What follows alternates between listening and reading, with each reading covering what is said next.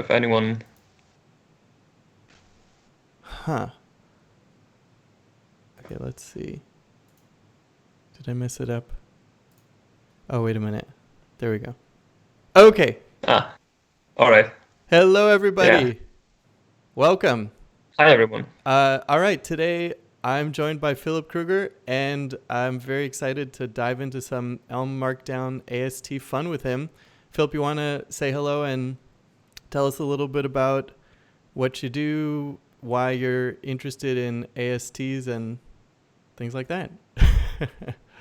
So yeah, I'm Philip. I'm basically just a university student interested in Elm. I'm using Elm a lot for front-end development because that's what I love doing, and Elm is basically the best option for front-end development right now that is statically typed, and that's what I do. And I came to elm-markdown because I started um, writing a website with Elm pages, Mm-hmm.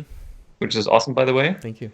And I was looking at Markdown stuff, and I was trying to like create interactive small widgets inside of my blog, and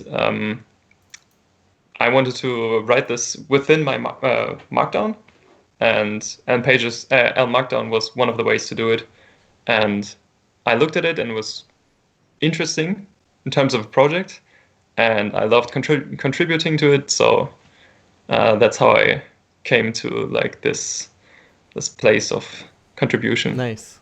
Um, okay, cool. We're good. We're good on the show. Hey, just to make sure that we're not talking into the void, as sometimes happens, could we get a thumbs up Yeah. in the chat if you guys can hear us? That would be appreciated.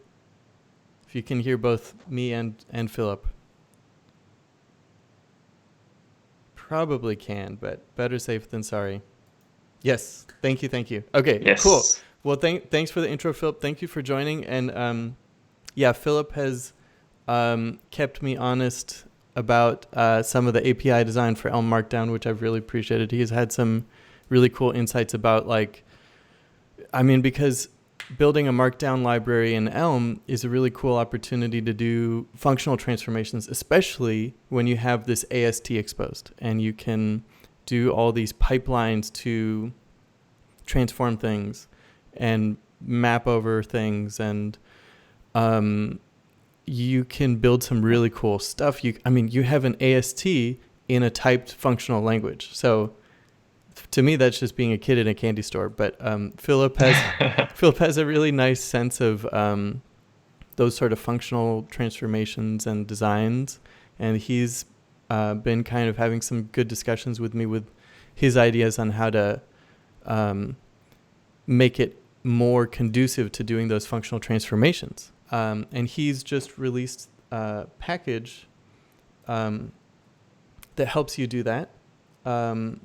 So it makes it a little smoother to work with Elm Markdown in a functional way. So right now, it's kind of an I think you write about this in the package. It's like experiment on the side, and then we'll be Yes. looking at what fits into the core library and what belongs in an outside package. But a lot of this stuff will Yeah. probably make its way into the core package at some point. Okay. Yeah. It's kind of like early access Yes, and experimentation. right. Which is a great way to do it. I really like that. For anyone who's not familiar, we're going to be this Elm Markdown package we're talking about is this one right here. So we've got these Markdown blocks with this like raw AST we can play with, and we can render to any output format we want. So we can render to plain HTML. We can render to HTML with Tailwind CSS classes, or Elm UI or Elm CSS. We could render to plain text with ANSI color codes for terminal output. There's all sorts of fun stuff you can do with it. Yes. So we will get into that more. But so the project we were going to take a look at today think it's about time that we make Elm Markdown the default Markdown parser for Elm Pages Starter. Because so like the reason that I went to the trouble of starting a Markdown parser project, which is not, believe it or not my idea of a fun way to spend a weekend, but it actually turns out to be quite fun to work on a parser, as I think Philip will attest to. I haven't done much parsing myself, That's though. true. You've So been more focused on the fun API design parts, haven't you? yeah. Everyone else does the parsing, and I get to have the fun. That's fair. Oh man, but it hurts your brain No. doing the API design part too, doesn't it? Yeah, sometimes They it both does. hurt your brain. I always hope it doesn't get too bad, but Yeah. also for the users. But sometimes it gets complicated. It does get complicated, but so yeah, I mean the idea of this package is kind of to give an experience similar to something like MDX.js, where it's, this is for sort of the React.js world. This tool that allows you to build like higher level encapsulations of like a view stuff, of view logic, right? But this is like this React syntax for it. It's kind of, it feels very React-y, very like not Elm-y. First of all, it's just JSX, which obviously is not Elm-y. But then also, to me, it feels like very low level that you have import statements in here and you have this JSX templating and stuff. So the philosophy with Elm Markdown, with dillonkearns Elm Markdown, is that you have sort of a higher level sort of HTML tag, and then you can tell it how to handle certain HTML tags, and then render that into high level views. So anyway, it turns out that it just works very nicely if you're building an Elm Pages app or any sort of static site, because you want to share these, like this rendering logic that you want to describe in Markdown. You want to describe it in your content, that I want this bio of a person here, and here's their name and their photo. You want to put that in your Markdown content.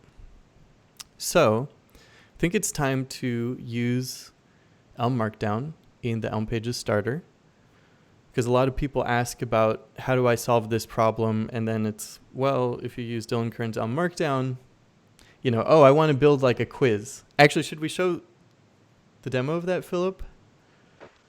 Yeah, we can do that. Do you have a demo URL of that? It's go to elm-markdown-transforms.net. Exactly. Cool. And there's an index page. Nice. And the first one it is, I think, the first link. Awesome. Okay, so actually this is a cool demonstration of the type of thing that Elm Markdown allows you to do, and that Philip's library makes it easier to do, and more like a nicer sort of functional pipeline. So, okay. So let's take this quiz. This Markdown contains a quiz. We can write interactive Markdown. The Markdown is essentially rendered to... So, okay, the Markdown is rendered to a function of type, takes a model, and returns HTML message. Yes. Which of these icons is not included in Steve Sugar's hero icons? I'm going to say sun icon. I'm interested. Oh, it's that wrong. was my second guess. Nice. Yeah. Cool. I'm glad when this quiz is taken. It's kind of fun, I think. Yeah. So So you can click on the source on the top right if you want to see what the Markdown looks like. Hey, by the way, is this using yes. Aaron beautiful Elm example. Examples? Cool. Yeah, I love it. It saved me so much time. That's great. I haven't used that yet. Thanks, Aaron, for the cool project. Yeah. Nice. I'll put a link in there. Also, watch his streams. Streams are Yeah, awesome. he's gotten his streams going again. Yeah, very cool. Yes. Okay, so here's the code. Mm-hmm. And okay, so you can write Markdown like this. If it was an Elm Pages app, then instead of being a string in your Elm code, this would be a Markdown file. And okay, so let's see. Render Markdown. So there's going to be a checkbox here. Okay, so on click reveal. Yes. Yeah. So basically, the messages are there's only a reveal message, and the model is basically a Boolean. Is the answer revealed yet or not? This is kind of a really simple example. There is no Markdown. I removed it actually because I wanted to simplify this example. I remember I wanted to simplify this example, so there's no different quizzes inside of one Markdown file. Yeah. But technically, you could do this. Right. And okay, so let me look at the model for this app. Okay. So the model is just whether it's revealed, right? But you could do, and somebody was sharing their code for this in the Elm Slack that you helped them with, I believe. Yes. You can have like answers and whether to reveal particular answers like in a dictionary, and then you can have you can update that.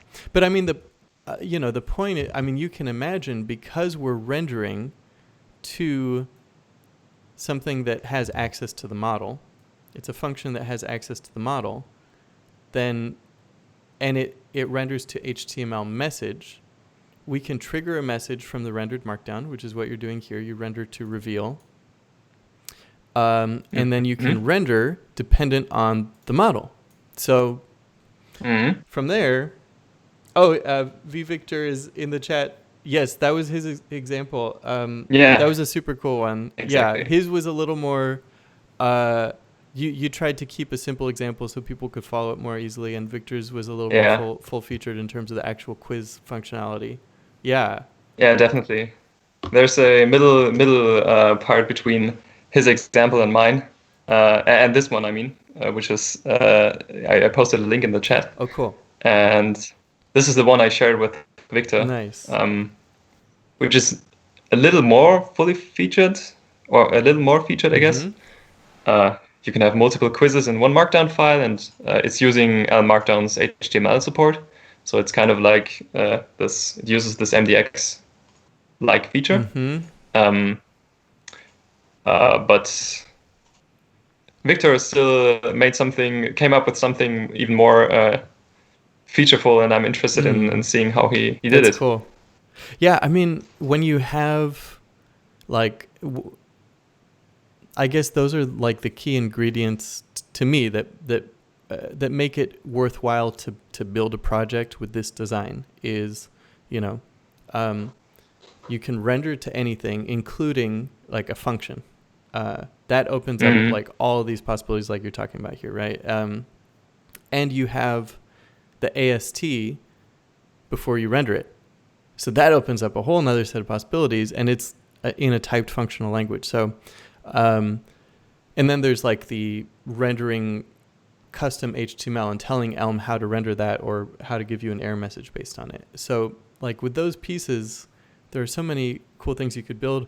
Like the Gatsby JS team recently released Gatsby Recipes, which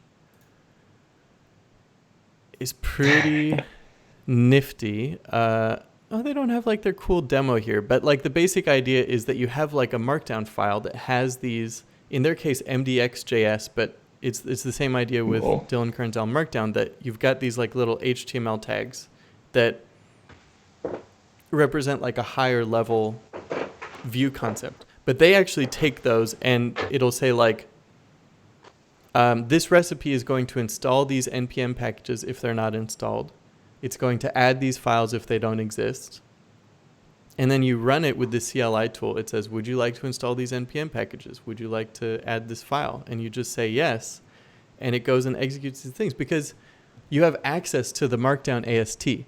So the sky's the limit, right? So anyway, so what we're going to be doing today is our goal is to first, so this is right now being rendered with the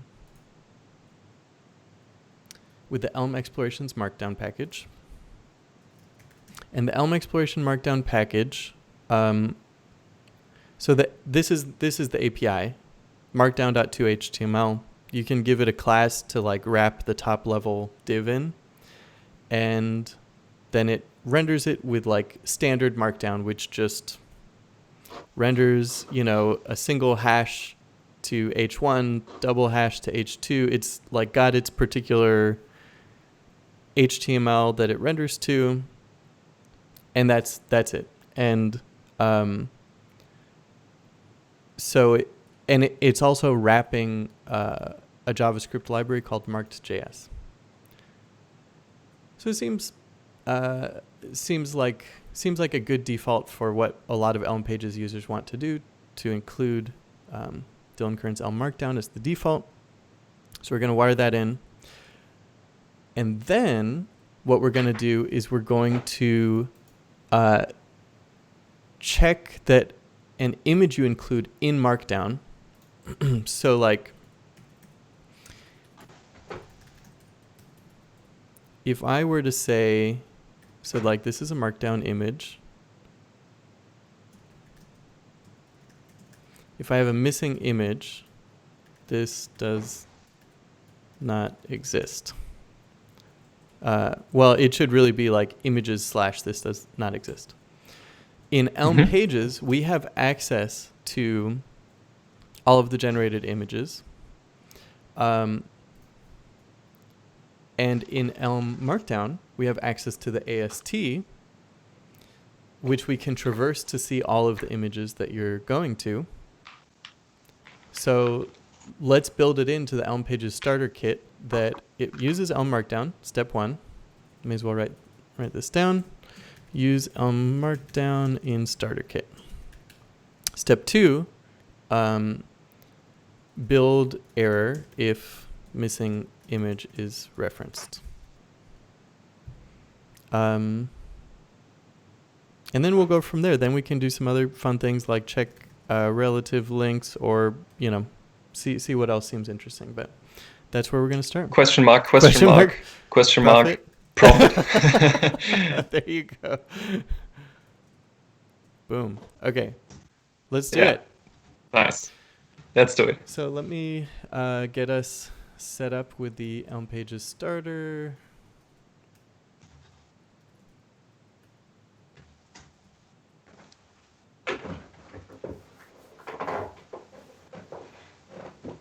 By the way, who's joining us today? Do we have Elm Pages users, or Elm Markdown users, or people who are just curious about these projects, or what are you all hoping to get from this, and what kind of context do you guys have on everything here?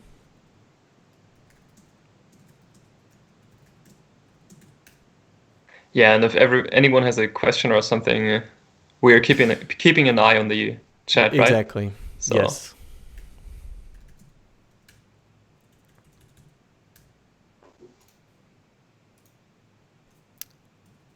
Okay, so here's our starter kit. Oops, I just closed it. There it is. And, okay, so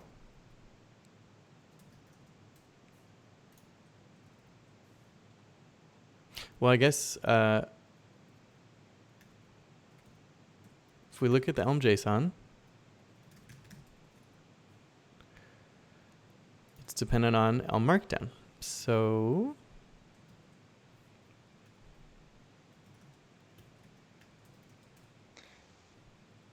let's see.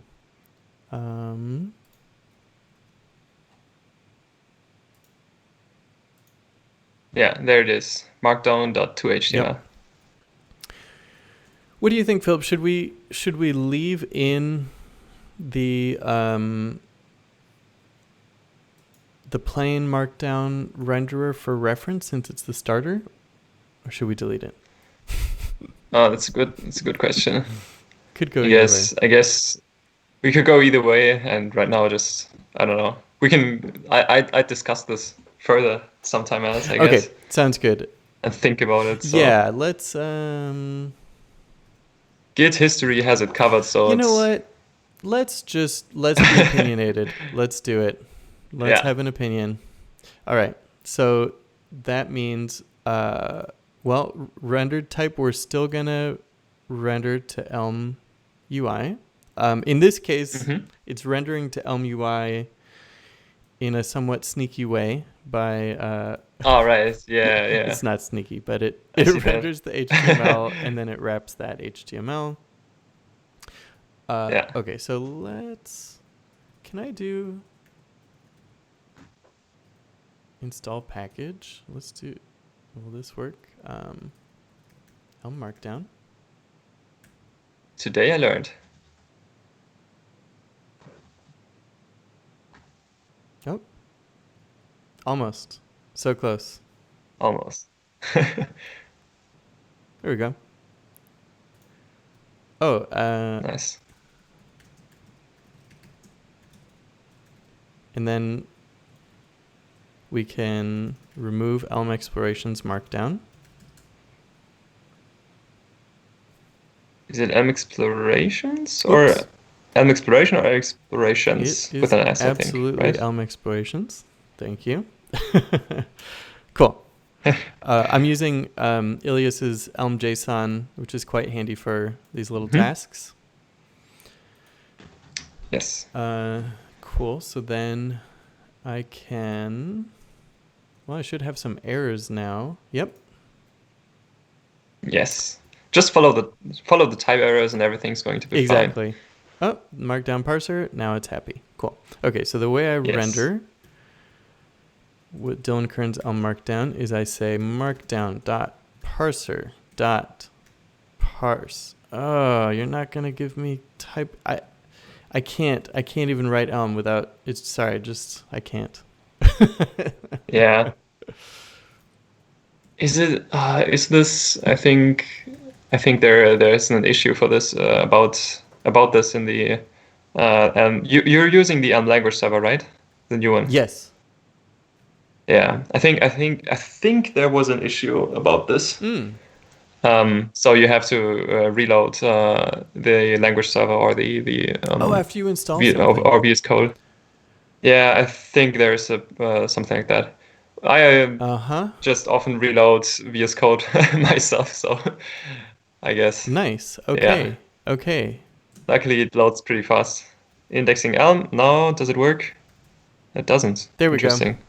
Ah, nice. There it is. Nice. That makes sense. Good call. Okay, so now I can say markdown body. I've got the markdown body. So this is just the way it works. Overwrite it. That's fine. This is just how it works in Elm pages. You define these markdown documents that say, how do you render the body? Well, give me the string of the content file, which is just going to be like this blog post, hello.md. This is the body. It's just going to give me this as a string. And then I tell it, take that string, parse it.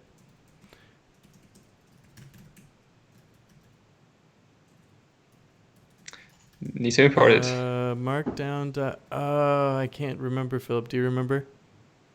Renderer. Markdown.renderer.render. I thought I was typing that. Does it not? Has it failed? It doesn't import it. Yeah. See, I just I need that to think. Okay, nice. Yeah.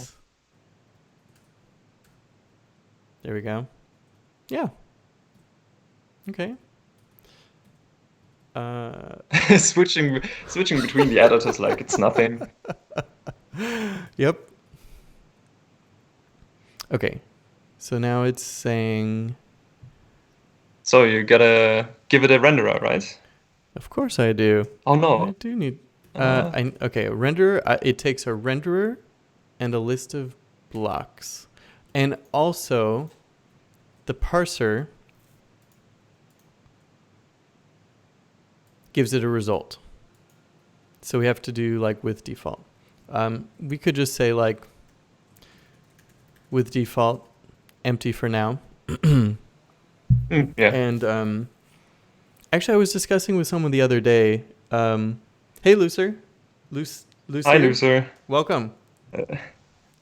Sounds like I'm dissing him, but I Not a diss. I don't intend to do that.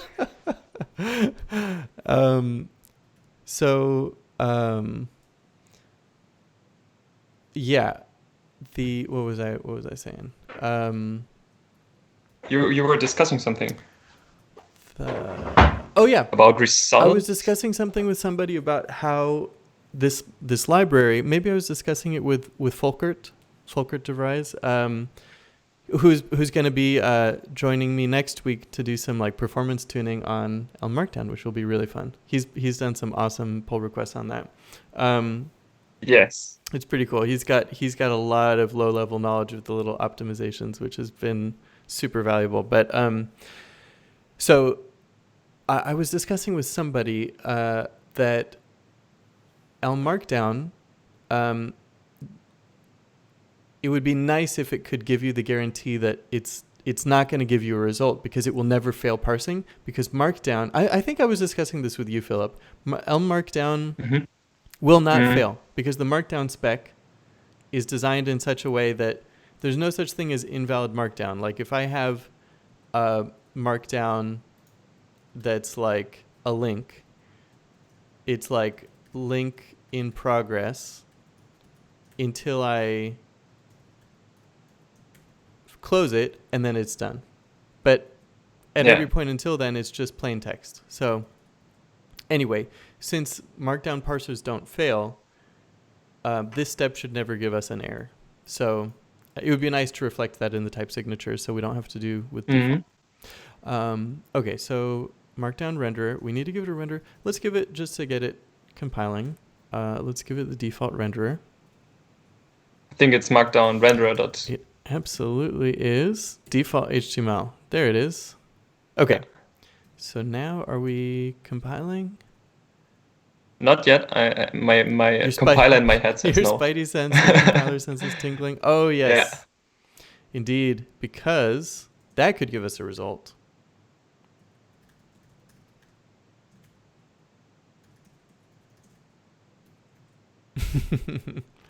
Yay for defaults.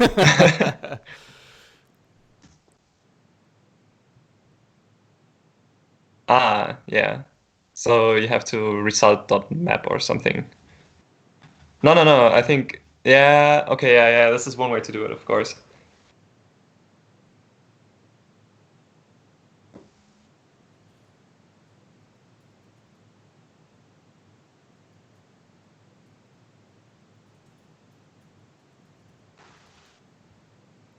This should work. This should work. Nice. Your internal compiler is well tuned. Yeah. Okay, cool. I was more afraid of like other parts in the starter repo, but it's I was lucky. Okay, so now let's pull this. Oh, am I on 3000? Yes. Localhost 3000. Okay. So, well, looks the same. Yeah. We could commit this. And yeah, exactly. It's already the parser, right? Yeah, I love changes that don't change anything. Yeah, exactly. refactoring is great. I've actually had this mad science idea that, because the way I like to work, I like to make if I'm gonna make 1,000 changes in a building a feature, let's say. I'm going to change like 1,000 lines or do 1,000 steps or something. If I can do 990 steps that are not changing behavior, And that allows me to do 10 steps at the end where it's like, oh, now that I prepared these steps with refactorings, now I can make the behavior changing steps with very little changes. That's the way I like to work as much as possible. Like these preparatory steps, Kent Beck talks a lot about that. Like that's one of my favorite phrases: make the change easy, then make the easy change. Ah, nice. Yeah, I think I've heard that from you in a talk or something like that.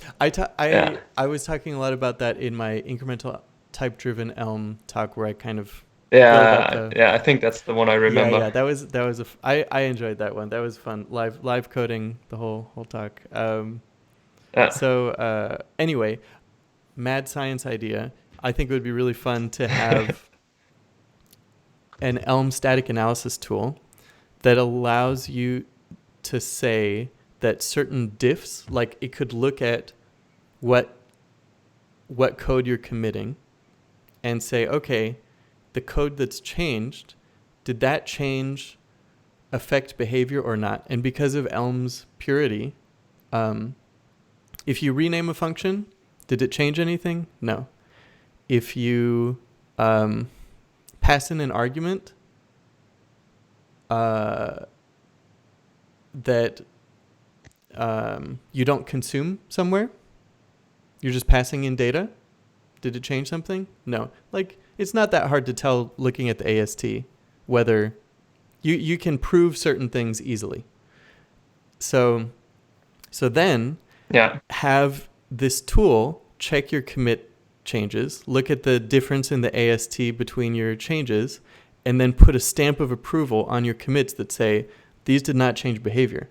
Then if you're trying to figure out where a bug was introduced, skip those commits. Those commits did not introduce the bug. Only the behavior changing commits could have. And so you can clearly see which were non-behavior ones. And you get this stamp of approval from an automated tool that analyzes your code. So that's my mad science idea. Mad science idea, nice. Sounds a lot like you need really, really strong tests. Or this is a way of doing like really, really strong testing and then using the testing, ensuring that you're only refactoring and not changing. Yes. I guess that's a nice idea. It's always a nice idea. Yeah, it's at least I try to work that way. But if a tool gave me support doing that, that would be cooler. Yeah. Okay, so this is a good commit. Use elm-markdown. I guess I should be explicit. And I guess we should do this in a branch.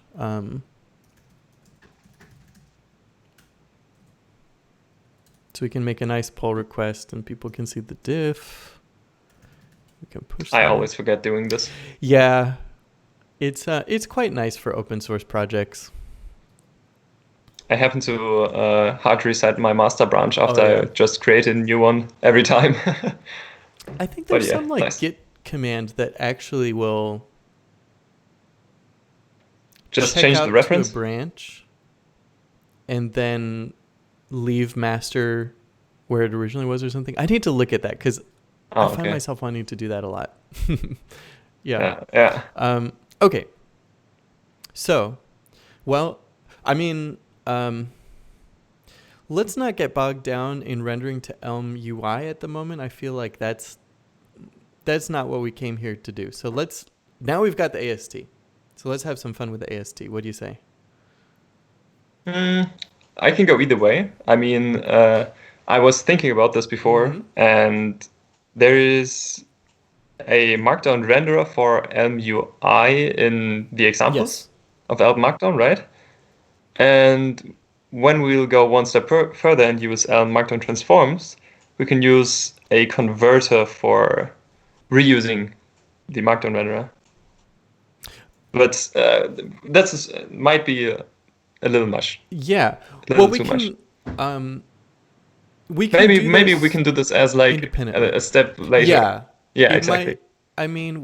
Because that's going to be some like boring work to wire in the Elm. I mean, it's not going to take that long, but it's another change that doesn't change anything. It's not something we can show off, right? Exactly, but we can okay. So let's prove something that's broken right now.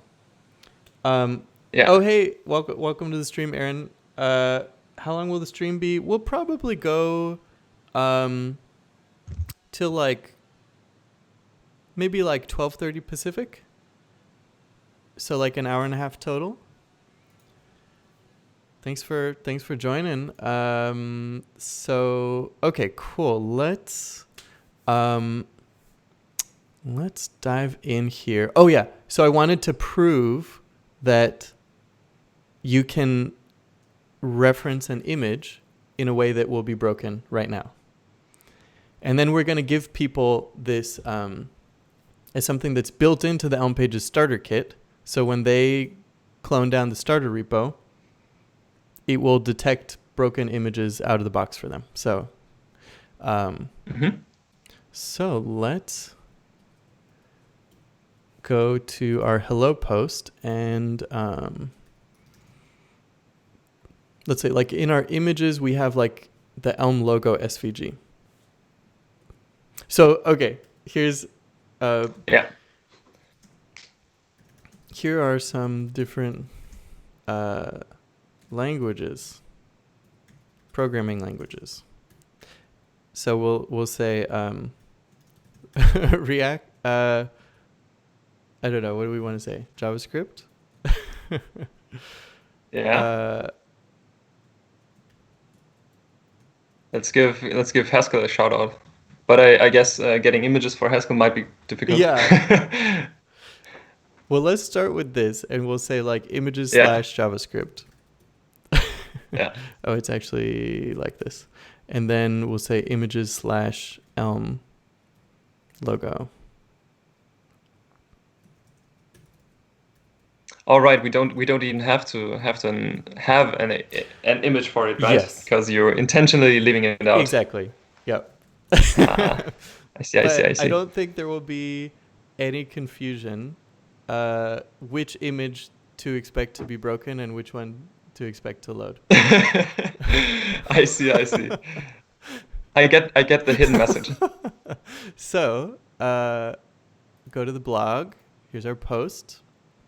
Hey, the Elm link is working and JavaScript is broken. So if only something could tell us that there's an image that's missing so we can delete the JavaScript link. No, sorry, I don't mean to hate on JavaScript. I love JavaScript. JavaScript is great. Just a little good old-fashioned teasing. Okay, so what do I do, Philip? What's my first step? So the first step. Oh, and by the way, for anybody who's new to Elm Pages, what our goal is here is we don't want to have a runtime error, not exception, but a runtime message that's telling us something's wrong. This is going to be an Elm Pages build error, that it's going to give us a clear message saying, I couldn't find this. The build will fail, so it won't go live to production. So anyway, yeah, where should we get started? So I guess the first thing for also demonstration purposes is, where do we find these links? How can we find out that there's missing links? I guess you generate these nice image file Elm files that contain all of the links, right? I do. Well, I don't. The code does, but so yeah. Here it is. All images. All images. There they are. So this is a list we could walk over and just see, is there an image or is it it? So, and we can take an image path and we can do so the image path API, here I'll pull up the docs.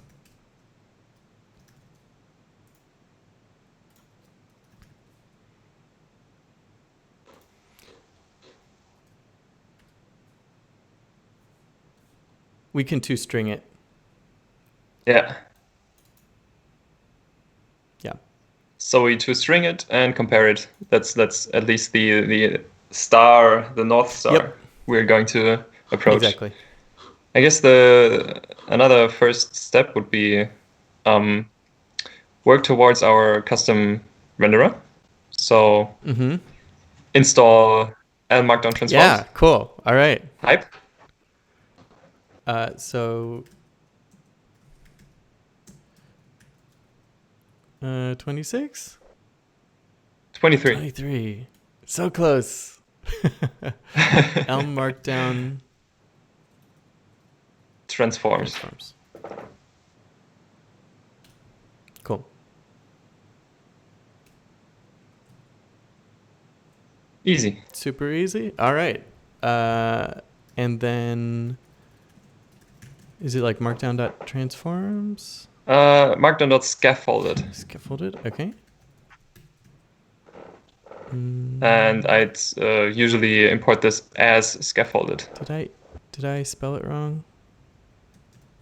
Markdown. Or is it like mark? No suggestions? No, it shouldn't be. Should be just. Maybe it's. We're pushing editors to their limits, aren't we? Editors not cooperating today. Yeah. Okay. I'll give you another chance. VS Code. Yeah. I'll put IntelliJ on timeout.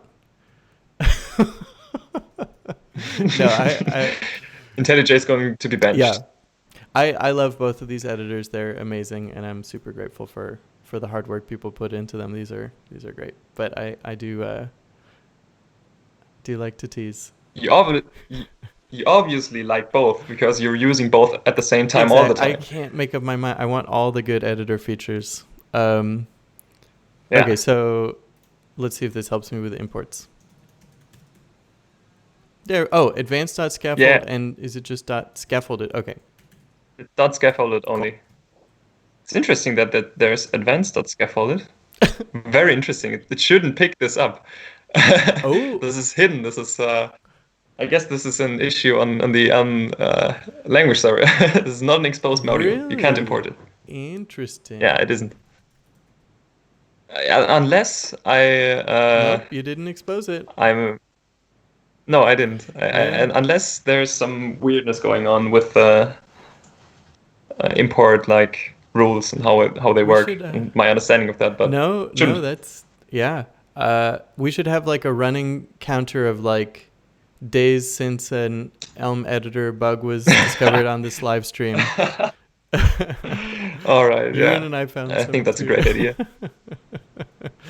Yeah, pushing it to the limits. Okay, so all right, we've got your transforms library in here. We've got our markdown block. Maybe why don't I create like a little function that we can play around with? So like. Yeah, I think that's a great idea. We've got make the change that makes the change easy. Exactly. So wouldn't it be nice if we just had a list of blocks and we could, like, what would we want to return? Result string. Yeah, that would be nice. Now in this case, we're already rendering 2. So this is how it works with elm-markdown transforms. Interestingly, so we transform it both into something that is validated and something that's HTML at the same time, kind of. So the result would be either a list of HTML or just HTML.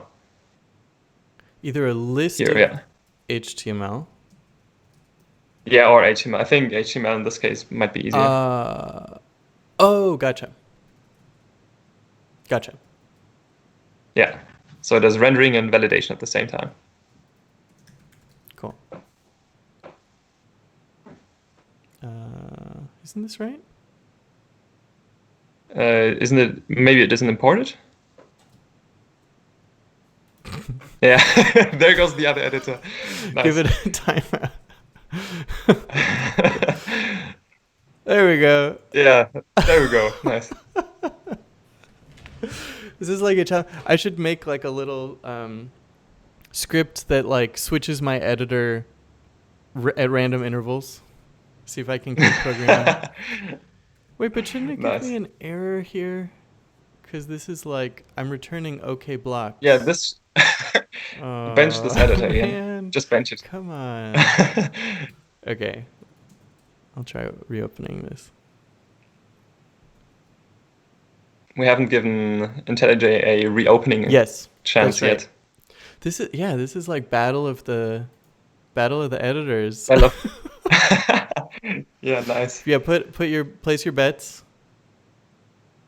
My bet is it's going to work. It's working. Oh, I believe in it. Okay. Let's. Oh. Oh, do you mean like whether it compiles or not? No, put bets on people. People can place their bets on which editor is going to win. Ah, right. Oh. Do some validations. Okay, let's just comment this out. Compile. Okay. The error was what we expected, wasn't it? Because OK blocks. It's not HTML yet. Okay, but it couldn't find file.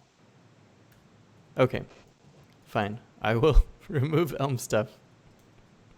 Huh.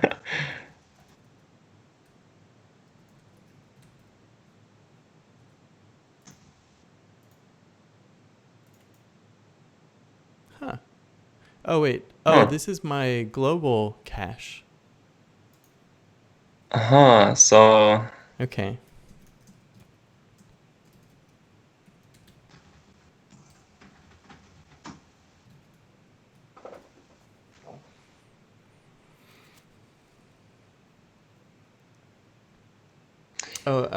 This is a completely from scratch Markdown parser, or was it ported from another language? Which popular Markdown parsers is it closest to, says AVH4? Yeah, so Aaron. Good question, Aaron. So the Markdown parser was completely built from scratch. It until recently, I actually borrowed Pablo Hirafuji's inline parser. He's been really generous about letting me use his inline parser implementation. But so Pablo built his Markdown parser before, like actually he released it just a few days before Elm parser was released, and that was disappointing for him.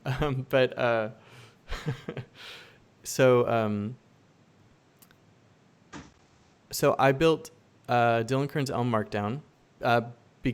Like we said at the top, the main problem I wanted to solve was I wanted to be able to have like high-level UI components, like sort of like a web component style thing where I say, here's this tag that represents not just like a heading or inline code, but this represents like a domain-specific sort of view, high-level view idea. And I want to have validations on that. So if there's an attribute that's expected, or if it's expected to be a certain type, much like doing like a JSON decoder and things like that in Elm, I wanted to be able to build it like that, have nice error messages. So that's why I built it. Aaron's saying he's interested in this stuff because he's had to deal with Markdown in Elm format and ended up forking an abandoned Elm package. Yeah, so actually Jeroen has been, we've been chatting as well about Elm Review, because he has it so that Elm Review can visit your README. Right now, much like Elm Pages, it's like agnostic, so it gives you your README as a string, and then you can process it however you want. But dillonkearns elm-markdown is a pretty good fit for it, because it exposes the AST to you. But anyway, so yeah, dillonkearns elm-markdown, built from scratch except for the inline parser. The inline parser was not built from scratch because it's a totally different algorithm than the regular parsing algorithm where you just like look at the tokens and say, what should I do next? It's like this thing where you actually like start at the end of the inlines, which is really weird. And then you start adding building this data structure. And if something is like a partially complete thing, like a link is missing its closing tag, then it's not just like a linear parser that goes forward. It like you start from the reverse, and there's this like weird algorithm that you run through. So Elm parser is not the right tool to do the inline parsing. I tried, and it just isn't the right tool for the problem. So I used Pablo's parser, and he did an amazing job with it. It works great, and wired it into the package. But yeah, happy to talk to you about that anytime, Aaron, if you're interested. Okay, so where were we, Philip? We were trying to make IntelliJ happy. Yes. I think we were trying to make the easy change that makes the change easy. Yeah. I remember it. Yes, I love that quote. So good. Okay, so hey, I think we made the editor gods happy. That works, yeah, nice. But now we can shouldn't this be extract giving me an error? It should. Okay, timeout. Timeout it is. There we go. This one gives errors. Okay, so what should I do to what as a next step? Let's extract the functions that we wrote above into this one. So we have like this pipeline with parse and with render and basically it's just this one, right? It's just the markdown render, I think. Is it? Let's see. Yeah, it's only assuming that we've already got the blocks, which is this is where we have the blocks. So yeah, we basically want to continue from there, you're saying. Oh, and then that gets wrapped in a div. Yeah. And the with default is even a little bit too much, or depending on what we want to extract. Because we want a result. So we actually want like result.map. Yeah, this is a great idea. Yeah, cool. And then we can leave out the html.div call in the pipeline above. Yes. This one, right? And then but we do need some validation with. We actually don't want the default. We just want this whole thing to be whatever to wire through. So. Right. We don't want the default because we want to validate. Right. Because then Elm pages will give us a build error, which will be really cool. Yeah. Aaron's saying, don't completely understand the Haskell parser I forked. I did have to modify it to add new block type for Elm docs. Oh, that's cool. Very cool. Interesting. Yeah, I was wondering how that worked. Oh, yeah. I hadn't thought about that either. Very cool. Extending the parser is also an interesting domain. Yes. I think it's pretty hard. Like building a library that is for parsing Markdown that is still extendable is complicated, but it might be possible. Mm-hmm. Markdown is a weird world, and also like before you get into the weeds with Markdown parsing, you think that it's this clean, straightforward, clear-cut world of like, oh, you have this nice Markdown syntax. It turns out like it's not at all. Like, why does it matter? So here's this tool BabbleMark that compares different Markdown implementations, even ones that are spec compliant, because the specs don't specify everything. Yeah, Aaron's seen BabbleMark. It's so cool. It's cool, but it's also a little sad that it has to exist. But I'm glad that it does, since it does have to exist. But yeah, what are some examples of interesting divergences between implementations? There are a lot because Markdown tries to be like flexible, but we all know how that goes for computers trying to be flexible about how they interpret things. They don't like it. So yeah. Okay. Yeah. So we were getting rid of result with default because we want to check stuff. So we want to do some validations. So we're saying do some validations. We've got a block at this point. We are wrapping it in the div. We need to just pop this into a result.map, I guess. Yeah, and a lambda. Map it into. Oh man, I kind of try to avoid these because like I can't think about them. Yeah, avoid them. I mean, you can just create a lambda, right? Oh, that works too. I mean, yeah, I like that. something. I like to give things like, before I think of the name, I just give it some name so I can have a little box for it. Yeah, renaming is easy. Okay, so we take some HTML,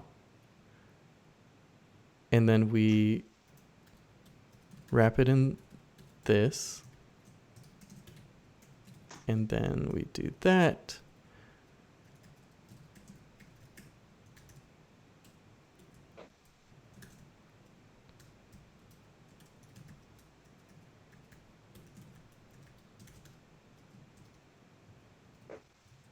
I think. Yeah. Yeah, the render call is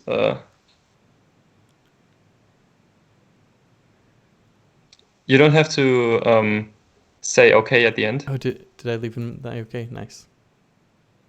And you have to remove the pipeline above, do some validations. Yay, nice. Yeah. And then nice. Switching editors like a pro. That's how we do things here. That's what we do. Aaron's saying, tried incorporating the common mark test suite into Elm formats test suite. Oh, cool.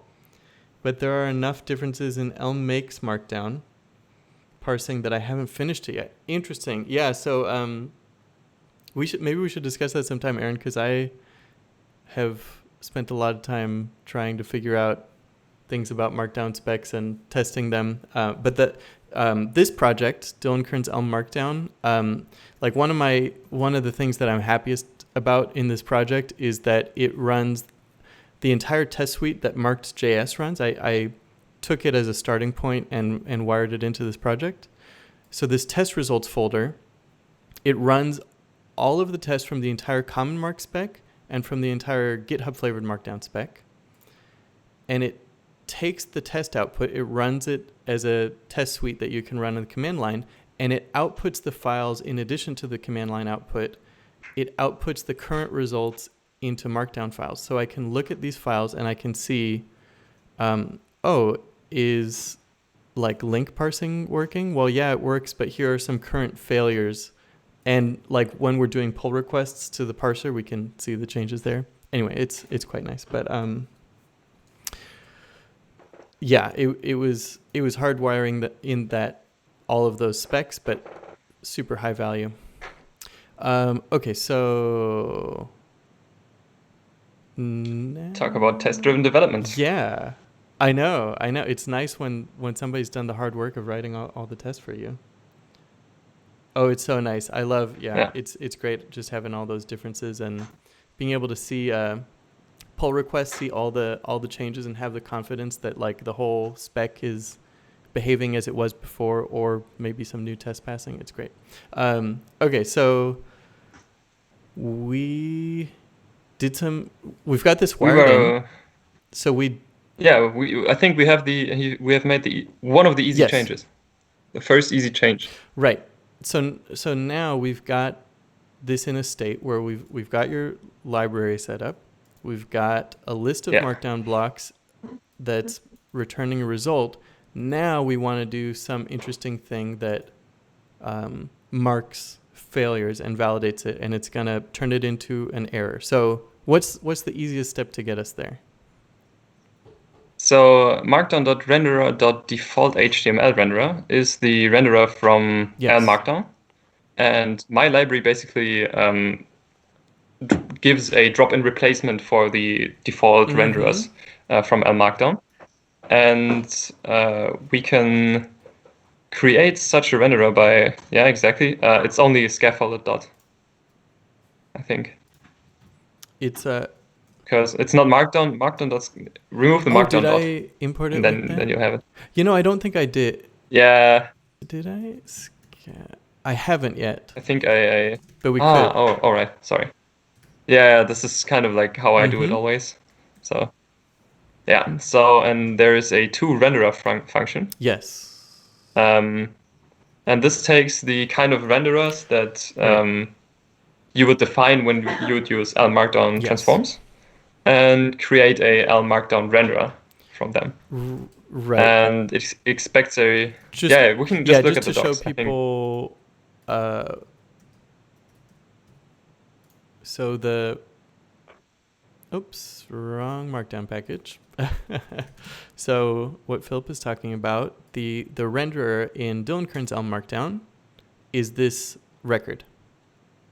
And actually Yes. I've had some really good conversations with Philipp where he's walked me through the advantages in terms of doing like nice functional transformations on a different data structure. So this data structure is like a record with a bunch of functions that say, here's your renderer, given a heading, what view should I render this to? The view could be any type. Given a paragraph, how do I render it? So Philipp has a different type here. Let's see your renderer. Yeah, it's this... yeah, exactly. To renderer, yes. Cool. I don't see the renderer type. I don't have a type alias. Oh, okay. No, I don't have a type Gotcha. alias for that. I just... I'm keeping the functions in Mhm. line like that. So if you look at Yes. toRenderer, the type you were gotcha. talking about was the render markdown field. Cool. Because this block of views to view is basically the same thing as a markdown renderer. Right. Yeah. Cool. Okay. Yeah. So, great. So now that we've got this, So let's do the easy change, and it is let's give this to renderer a record. Is this the kind of record? No, this wouldn't work. I mean, a record with render HTML and render markdown. Okay. Render HTML is just the plain HTML renderer that the elm-markdown before defines. So we just use markdown.html one off and no options. Yes. Gotcha. So is the render... And render markdown... Wait, no, it's... not yet. Okay. No. We won't. We're replacing the usage of default HTML renderer. It's not gonna appear. Okay. And now we can just yeah. And this render markdown function is going to be scaffolded.fold HTML and an empty list applied to this. No, I mean in the field of render markdown. Gotcha. Okay. Wrong field. Sorry. Oops. Sorry. There we go. Okay. And then it's fold HTML has like it takes also a list of attributes, HTML attributes, and we just put in exactly. Mm-hmm. And render HTML, this field is just going to be our markdown.html.oneof empty list. Right. Okay, cool. Yeah, so for anyone who's new to dillonkearns on Markdown, this is just like JSON decode one of, and if we do one of empty list, it's just gonna fail. So if it encounters an HTML tag anywhere in your code, it will fail with what we have here. But we could define custom sort of parsers for different types of HTML. Yes. And this is also this was what attracted me to elm-markdown a lot. So this is really a nice feature. Yeah, it's kind of the reason I went to the trouble of starting the project. Yeah. Yeah. And I think the next change we have to do is can you uncomment this line? Yeah, and remove the default HTML renderer, and we're good to go. Yes. Yes. This should be it. Okay, let's see what VS Code says. Yeah, this is confusing to me that it's so complaining, but no, it seems to be wrong. Oh yeah, of course. Scaffolded.toRenderer produces a markdown renderer, and it's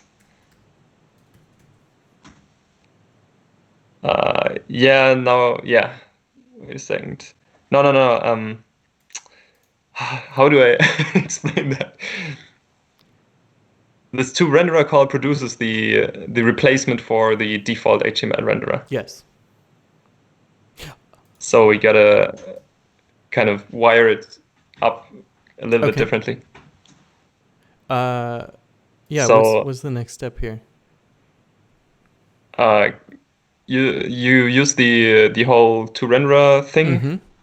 This whole thing, just take it out of there and apply it to the renderer. Take this out Like just yes. No, with the with the toRenderer. Okay. And apply it just with a space after render and some parentheses. Yes. And Okay. remove this. Okay. Perfect. Okay. So this is our renderer. Cool. Yes. Cool.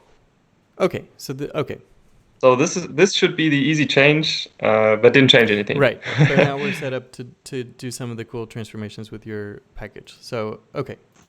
So Yes. what's our next goal? Are we trying to now flag are we going to walk through the blocks to find image blocks and flag them with issues? Is that our next step? Yeah, Okay. kind of. The interesting thing is this is already happening behind the scenes, kind of. If I can say this hand wavingly. So this render markdown function there is called for every markdown block inside, so recursively. Mm-hmm. So there's lots of calls of that. And if we take a look at its type, the type of your block type. The type of the render markdown function in there. So yes, and there it's a block of view to view. So basically the block is a scaffolded block. This is what I call it. It contains, for example, in our case, it contains HTML and has just a little bit of scaffolding around it, explaining what kind of markdown you're looking at. So for example, are you looking at a heading that has some HTML inside?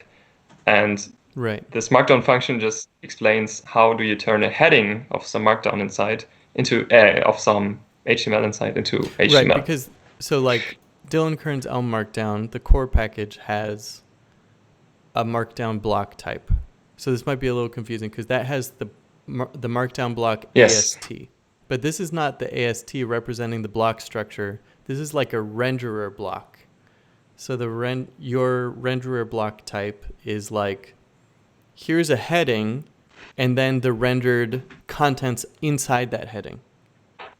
So you have some structure of the block, and then some because it's the whole point of a renderer is that it's recursively applying it for you, so you don't have to do that work. Yes, I guess there's a lot of name overloading happening. Lots of renderers, lots of blocks. There are a good number of concepts. We'll see if we can simplify that over time, but also there may just be inherently a good number of concepts. Yeah. I like to call this the scaffolded block just. So the next interesting step would then be to introduce validation. And we do this by expanding our view type to a result type. So we can have an error instead of just always returning HTML. In this case, our renderer already produces results, but we also want those results to be produced inside render markdown.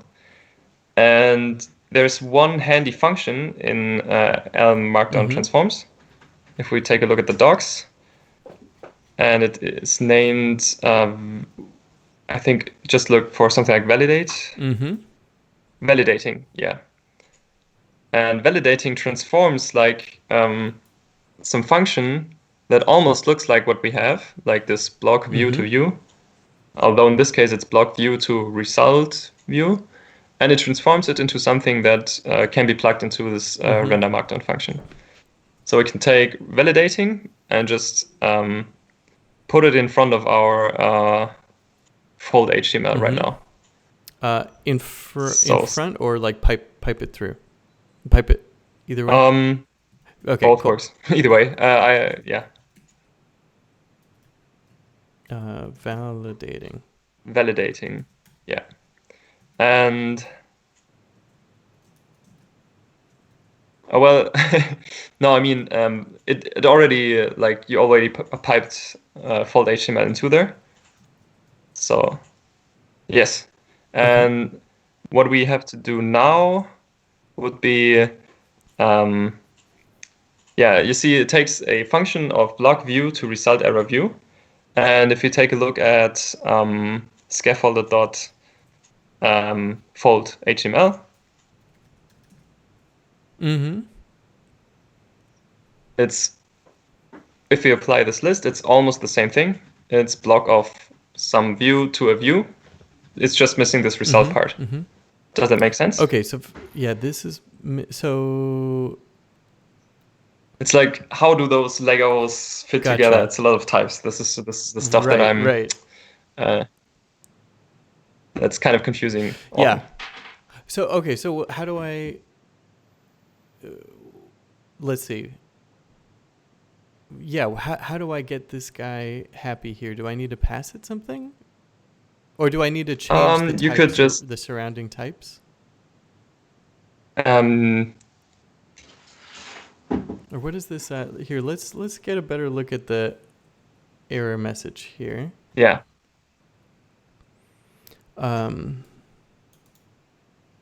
Okay. Yeah, exactly. So Mm-hmm.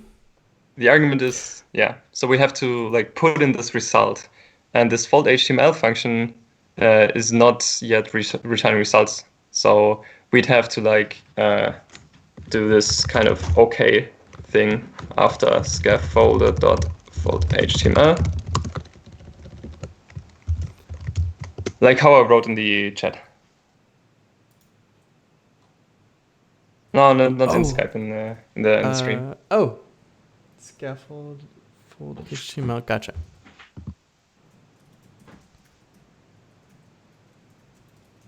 Okay, cool.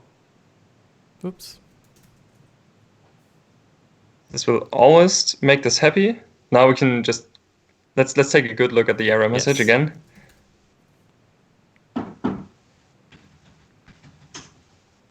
And yeah, so we've got like we're now rendering to results. Nice. That's what's happening here. Right, and there's an individual result. We're rendering to multiple results, but we need to bubble it up to one result. So yes, is that result extra combine? Do we need that? Because there's no. Yeah, exactly. Okay. And once we've got this sorted out, I guess we're going to answer Aaron's question. Oh, yes. You want to take a look at that while I install result extra? Yeah, I'll do that. So he writes, why is render HTML a renderer list view to view instead of renderer view? I guess that's what you're working through now, but the explanation doesn't click for me yet. So there's some name overloading there. So there's two kinds of renderers. There is the HTML renderer, which is like describes how do you render HTML tags inside of Markdown. And there's the renderer for everything else in Markdown. So headings, paragraphs, code blocks, stuff like that, and inlines. And the renderer for HTML takes this lists of view, which is basically the children of the HTML tag already rendered as whatever you're rendering to. And you're supposed to render this to whatever you're rendering to. So for example, HTML or element message or whatever. So if you're using elm-UI. And so if you look at the docs, it's kind of confusing because you see it takes a renderer of list view to view, but returns a renderer of view, but those two renderers are different renderers. That's kind of confusing. And yeah, I guess this is one of the name overloading cases. Yeah, we might need to work on the names to make it more intuitive, but there is it's the whole concept of a renderer is that like if elm-markdown just said, hey, here's the AST, write a function to render this AST. Then it's a lot of work for the user to recursively call their rendering function as needed.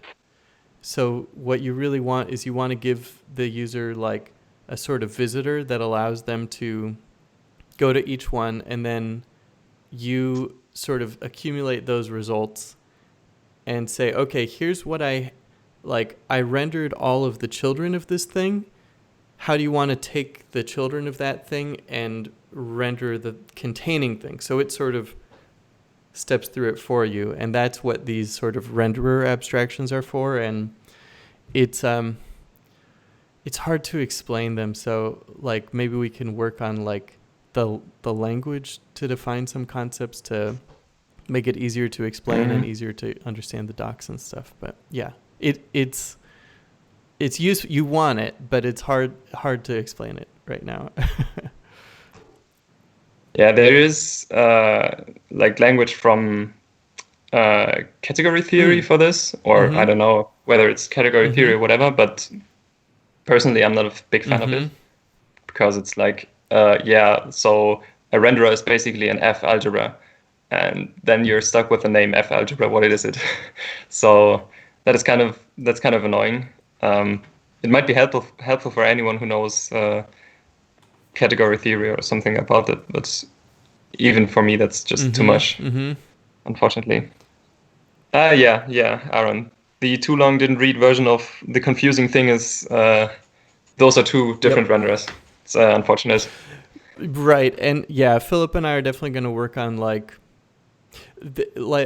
we said at the beginning, this is sort of at this point I think it's kind of a good pattern to experiment on the side rather than in the core, so that people can use the core without too much churn, and then we can sort of learn some lessons and what's the right naming, what's the nicest API, and fold that back into the core package once we've kind of figured out some of those things and refined it. Okay, so help me with this error message. My brain isn't firing on all cylinders this morning.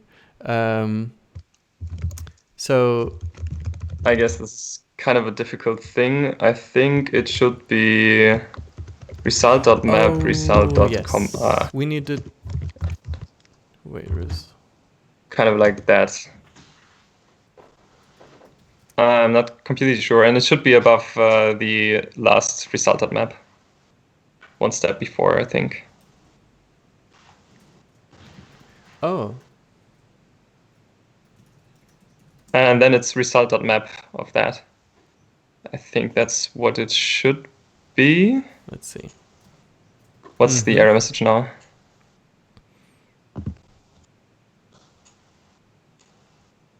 Well, yeah, now we've got two errors inside of each other, and we'd have to like, what is it? Is there a result extra is it and function then? for this? Of course, and then. Yeah. Yep. Cool. Yeah, this works. All right. Perfect. Nice. Yeah, that's nice. I didn't think of and then. Yeah. Didn't think of all and right. then. Nice. So that's great. So now we've made the more or less easy change. we made the change easy. Now, okay. So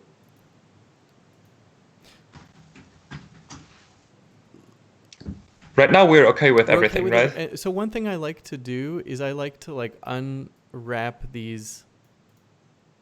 Yes. These pipes. Do it. Okay, so it's perfect. It's exactly the next step we need. Okay, cool. So we take this, and then we're gonna take the thing, pipe it through there. So that's equivalent. Yes, it works. Nice. So that. Yeah, Aaron is on the same page as us. Nice. I just never find it intuitive to understand what's going on with the double pipe thing.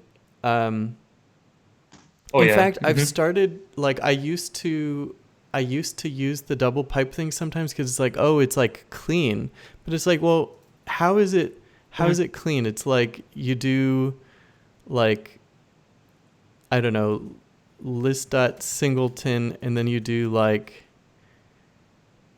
I don't know, you do like string.to uppercase, and then you do list.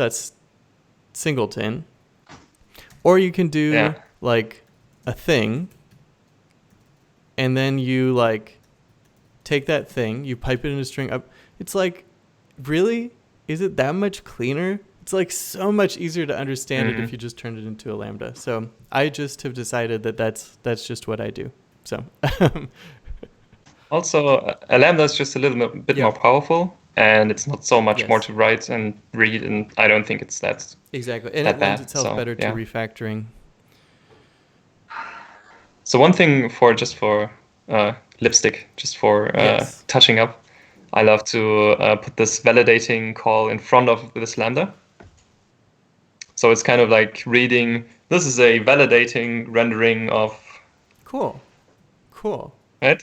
Okay, and now this is I believe this is actually a block. So now we can call it a block. It is. And see, because it's not the little double pipe thing, we can like use our tooling to inspect the type and stuff, and we just have this thing. So anyway, much nicer to play with. I'm confused though what it is. It shouldn't be block of HTML message. It should be block of result. No, it isn't. It's absolutely correct. It's absolutely correct. I'm wrong. Always okay, but that's what we want to change. Yeah. So what we can do now is we can look for links. Just case pattern match on the block, and then we can see links. Is there like... I was talking about the double pipe real quick before we wire that in. I think double pipe is okay when you'd otherwise naturally write the code there with a regular pipe, but I also worry that I've done that too much in Haskell, and I can't tell anymore that the double greater than is confusing. I think almost like it's like the kind of thing where like in Ruby syntax, people sometimes get caught up in these like discussions of like, okay, you can say like result if something, and they're like, well, that's okay to do that unless these rules, then you should do like if something. It's like, well, if you're trying to refactor it and you have to like make an else statement, then it just sucks to refactor. To me, that's like a syntax smell. So anyway, maybe if we get too many ideas in Aaron's mind, then like a couple of weeks from now, we'll have a new version of Elm format that just automatically rewrites the double greater thans for you. Yeah, I mean he's working on Elm refactor, that's so true. that's going to be a refactor rule, right? Nah, I'm just kidding, but that sounds like a nice idea. To have built into like the editor tools to just hit a hotkey and have it fold it for you. Yeah. Also, I can absolutely sympathize with the statement, I've done too much Haskell and can't tell anymore what is confusing. I feel like my whole library was a product of me doing too much Haskell and not knowing when to stop. Let's see. So okay, so now we've got this block. How do I find the variants of the block? It's like scaffolded dot. Yeah, I wish it would work, but I have no idea why it doesn't. But it should be a link. Yeah, maybe try this and now dot link. This has become like all that this stream is just like trying to trick the tools. Oh, try adding missing. Oh no, I guess that's a bad idea. There we go. Yeah, I wouldn't do that. Well, it's comforting that it found those. Yeah, it's comforting. I guess the underscore matches the right one. Yeah, and just duplicate this thing we're doing above. Yes, that's right. And we've done the easy change. This shouldn't change anything. I mean, I guess we haven't looked at the page for a while. Yeah. Check that. Okay. So now we have a link. And I don't know what this is. What is this? Title. Info, exactly. And children. And destination. Oh, I missed that. That's the one we care about. Cool. Okay. Da-da-da-da-da. Now we're getting excited. Yeah. Nice. Okay, so now we can say. Yeah, stick an if in there. I think I have. Let's see. So this is our generated pages. I have its valid route, but no, we want all images. Okay, so let's see. Let's just say let's just give ourselves a nice little let here and say is valid image. Yeah, I like that. True. Yeah, true. This is what I think all if conditionals should start out as, is just if true. Because then it's a non-behavior changing refactor, right? That you have whatever the block was doing before, wrap it in an if else where the code in both branches is the same and it always is if true, and then go from there. Yeah, Aaron, interesting idea. I guess you're having even more and more refactor thoughts right now. Your plugin should add specific case branch. Ooh, I like that. Yeah. Yeah. Aaron, I want to see you and Keith Lazuka have a conversation about editor tooling and join forces there. That would be cool. Okay, so now we just need to make this true thing do the right thing. And so we have pages.allImages, which gives us a list of image path. So we can say, we can map all of these to the paths. So image path, and then we can say image path.toString image path. And then we can say list.member info.destination. I think that's it. I think that's it, yeah. No, it isn't. Not quite. We have to produce errors. Yes. Because right now we're just, it's not valid, but we still render it. Exactly. So we need to say, well, we could do that. Perfect.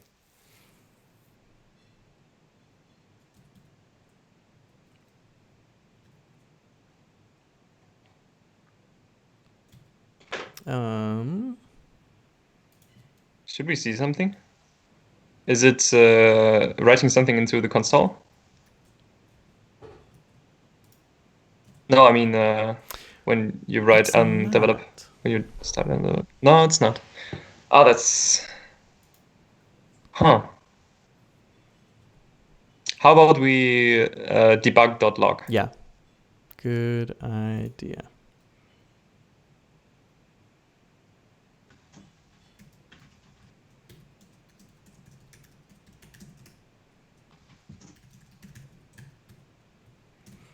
Let's take a really quick break here. Just fill up our water, take a bio break, and we'll be back in 1 or 2 minutes. Be right back.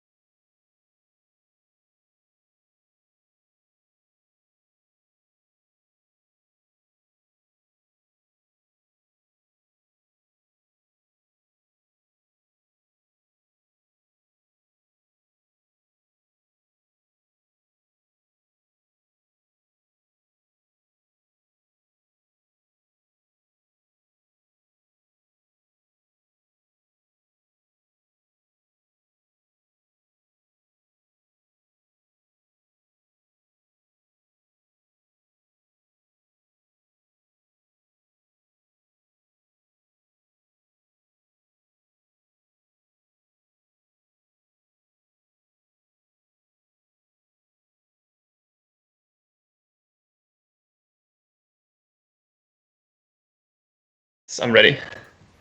All right, we're back. So, all right, the suspense. So Yes. last time on Incremental Elm Live, we are debug logging. Let's see if this is even being called.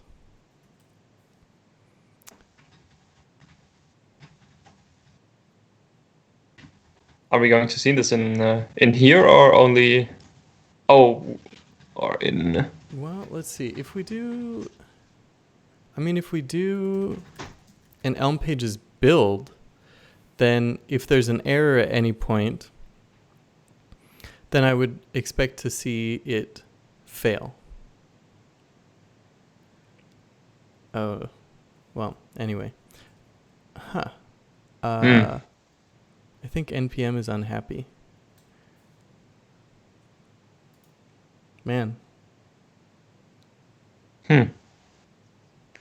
It's also not reloading because of you closed Yes. Elm Pages right. develop, right? That's what So it was. It's not logging here. It should be in both places, I think. But Can we check somehow whether that is the most recent version we're seeing in the browser?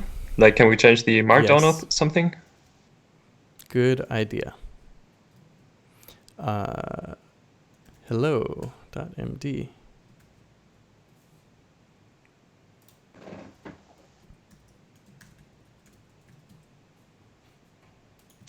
Aaron has a very, very nice remark. Touché. I guess that was my. I wonder why the link block isn't being called. Why that code path isn't being exercised. We only allow images. We only allow images that are links that are links to images. Yeah, that would be kind of confusing. So it's not destination. What is it? Source? Yeah. There we go. Yeah, okay, so there it is. Just a smiley. Let's see. Yeah. Oh yeah, there it is. There's our error. Yeah, so what Elm Pages does is it just takes your error message and it sends it there. Actually, I should probably report which page the error is coming from. That would be nice. I do that for like if there's an error parsing the markdown. Like so if I had something like this, then it says the route that it's coming from. So yeah, I should do something like that. That would be pretty easy. Okay, so cool. Yes, social debugging it is, Lucier. Love it. It's mob programming. It's a that's why we stream. Massively online mob programming. I don't know, something like that. Swarm intelligence. Cool. So now we just need to give like the correct error, which is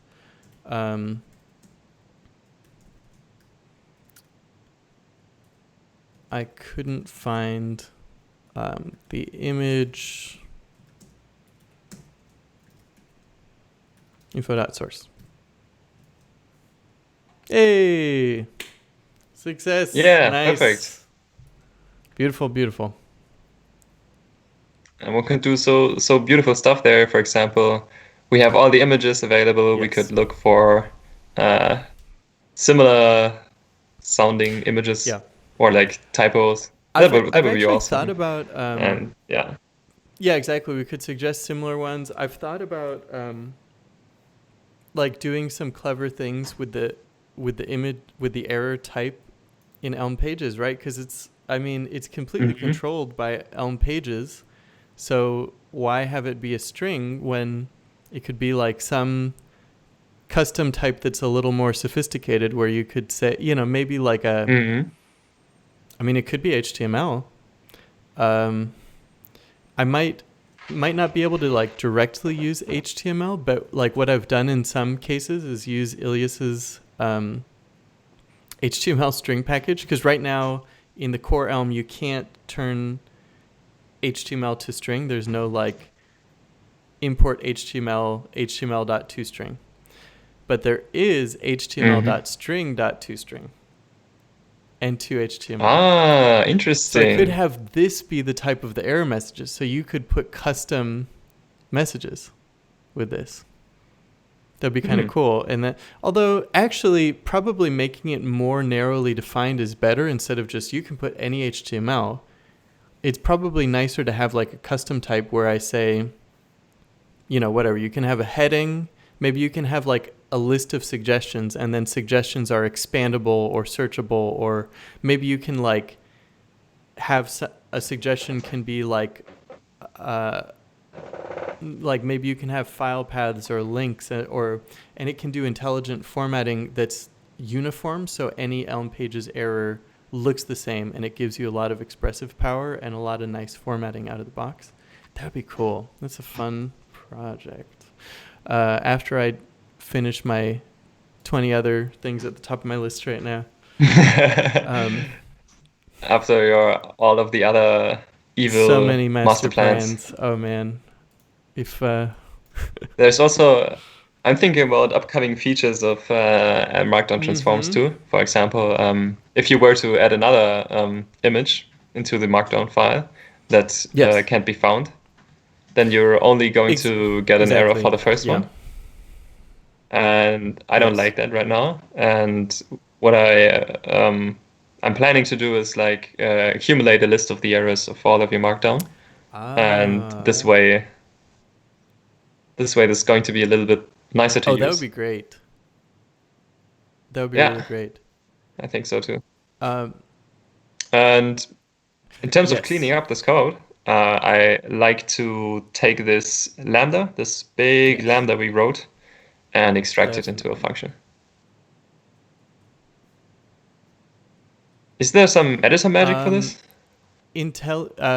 Adam Elm-Jutsu has one. We should do like these like online trivia nights that people are doing now. We should do an Elm trivia night, and like which editor plugin has an lift to top level refactor. Yeah, this is a great idea. We could make a online quiz. We could like involve the chat in that. That'd be great. Actually, this could be good. This is online Irish pub night. Exactly. We could have like a prize. Have some music. We could have. We could like build the quiz with elm-markdown and elm-markdown transforms. This would be good. Yeah, and use Elm pages, of course. Yes, exactly. Okay, so the validator thing. This, also known as this. Also known as, this. Yes. Oh, this looks great.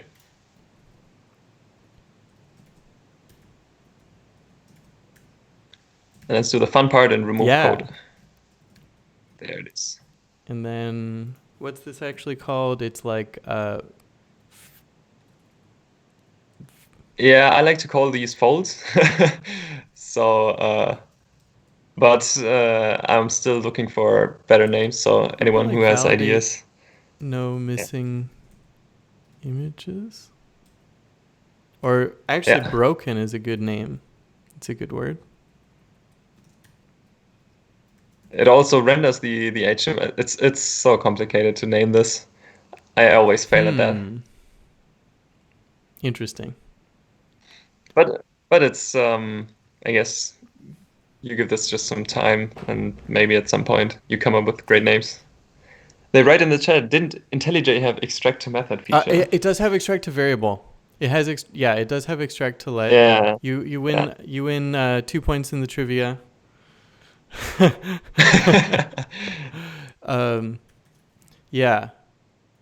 Introduce variable. But I just tried it and it didn't work. Today is a weird day Yeah, for what is editors. it? Like you turn on a I think that the editor tooling has like if OBS Studio is streaming.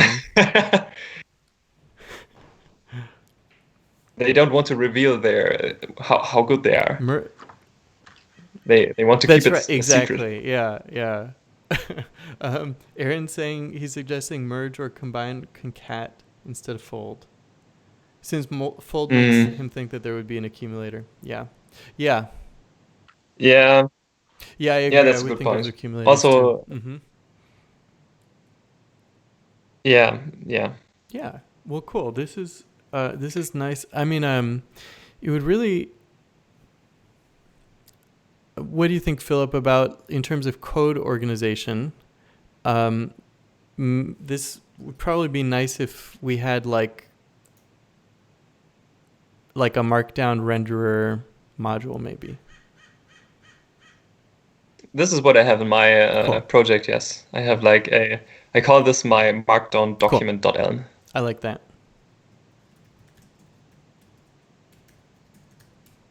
Okay.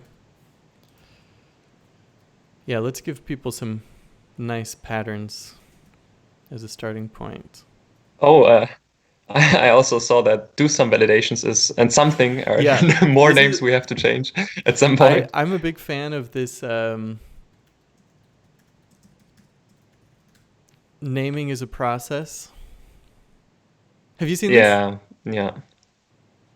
But No, I haven't seen makes this, but sense to you I intuitively. just took this. Yeah, it makes sense. Yeah. Absolutely. I'm still in the process for Markdown transforms, unfortunately. Yeah.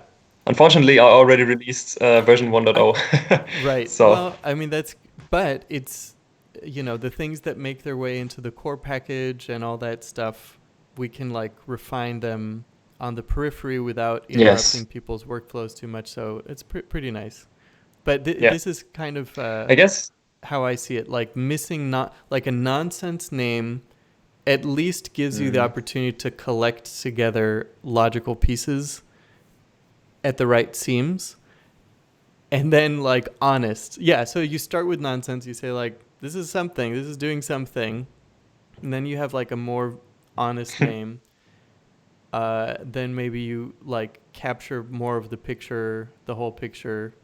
And then you come up with like actually what's the intention behind it. And then maybe like a domain abstraction. It takes time for that to evolve. You can't just expect to get that right away. You're going to... If you're trying to force yourself to have the right name off the bat, it just doesn't work that way, Validate.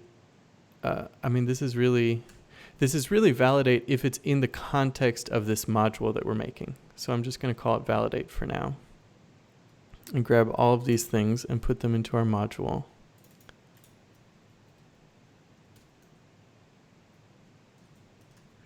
This is a little trick I like to. You do that too? Copy every import. Optimize. Yeah, absolutely.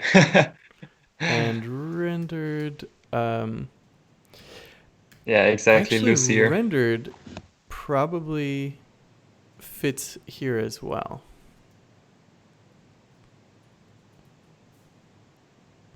Yeah, I think so too. Well, yeah. Well, yeah. I'm going to do that for now. Because you can always do like element.map never. Element.map with like a lowercase never. If you don't know lowercase never, it's pretty cool. Look it up. And you know what? To be honest, I still don't fully understand it, but I know that sometimes it does the thing that I want. So I know to look for it. Never has no values. That's it. Thanks for joining, Aaron. Nice to see you. Yeah. Thanks for the thoughts. They're great. For catching our bugs. Thanks for that too. Yeah, exactly. So okay, let's rename some of these. Like this is the document, and this is the only thing that we expose, except for rendered.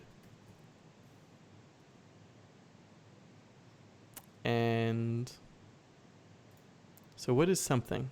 Something is like wrapping. Yeah, exactly. Yes, I thought that. Oops. What we could do too is we could remove the there is a result dot with default still. I would call that a small smell.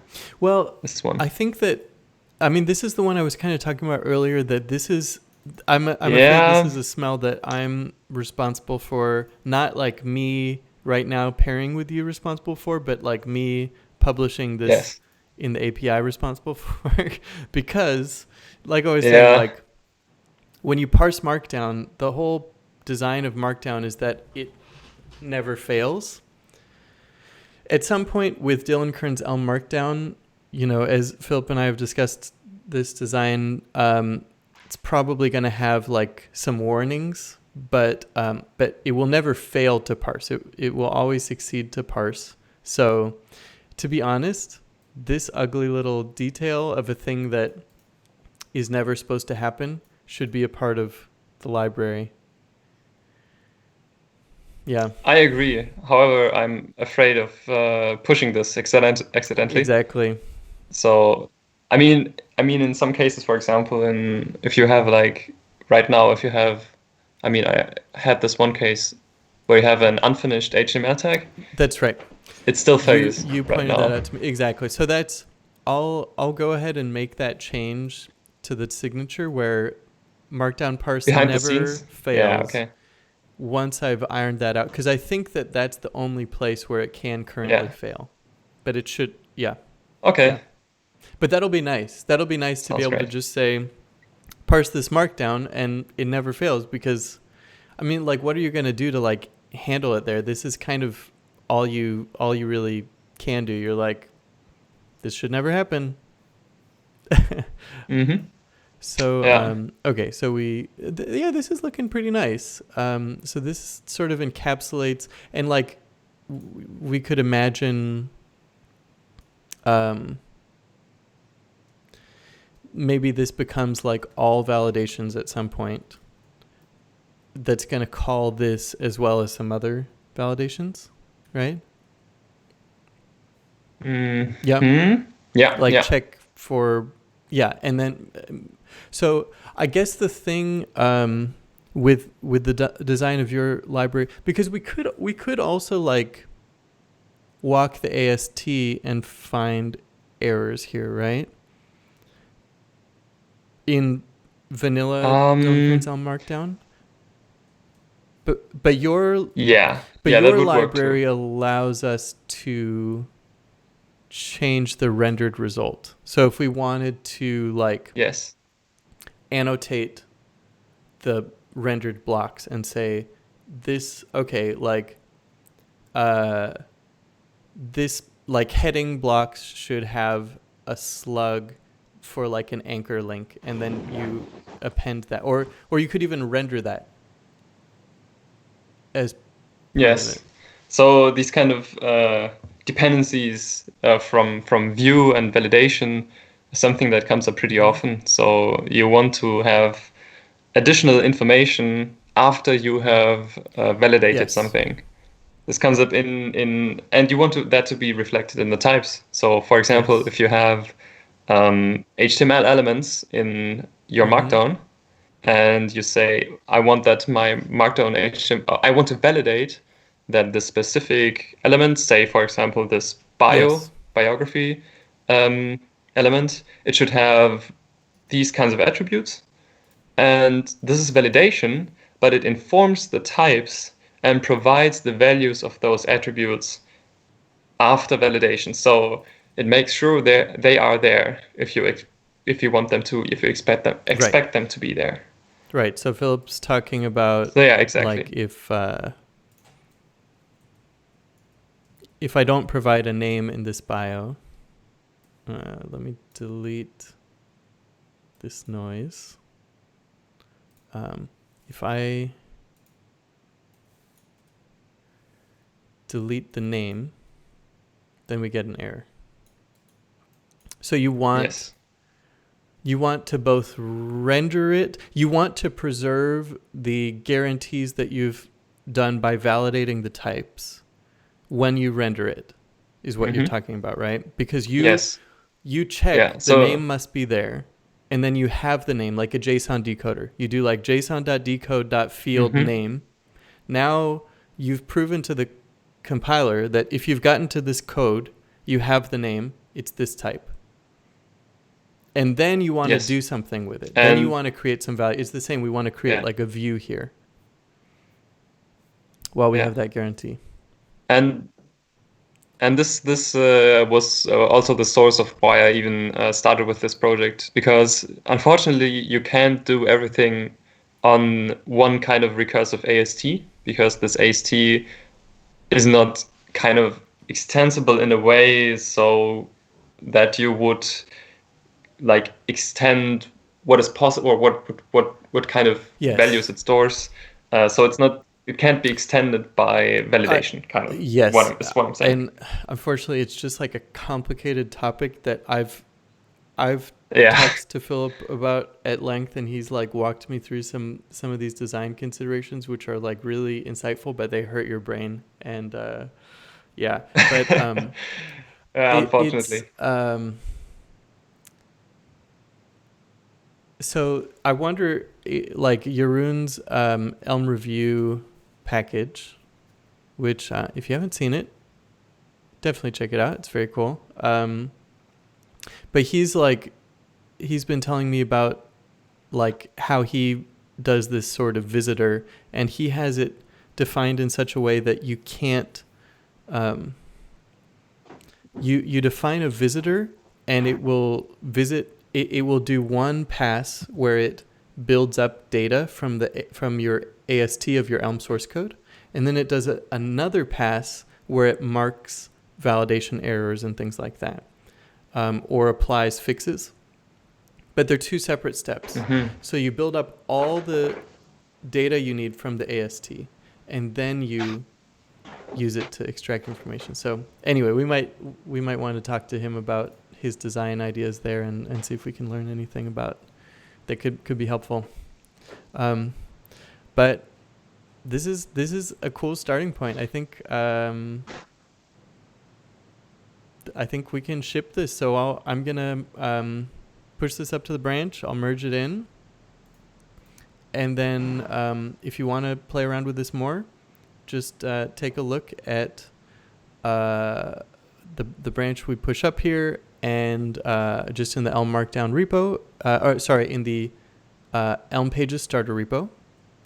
So GitHub, dillonkearns Elm Pages starter. Here's the repo. I'm going to merge it in momentarily, and then you can play around with it. Play around with dillonkearns elm-markdown. Play around with Philipp's elm-markdown transformers. And so I think that's probably... there's so much more we could explore, but that was a nice start. So next week we will be doing some more Elm-markdown. We'll be diving into the actual Elm-markdown library, the code, looking at the Elm parser code that it's running with Volkert de Vries, and we'll be doing some performance tuning. So stay tuned. That's a week from today, 9 a.m. Pacific. And so... Well, let me change my scene here. Philip, thank you so much for joining us today. This was a lot of fun, and yeah. Yeah, it was a lot of fun. Thanks for having me. And looking forward to iterating on the design more and seeing where it goes. Yeah, cool. Yeah. All right, take care, everybody. Thanks everyone for joining. See you next time. Thanks, everyone.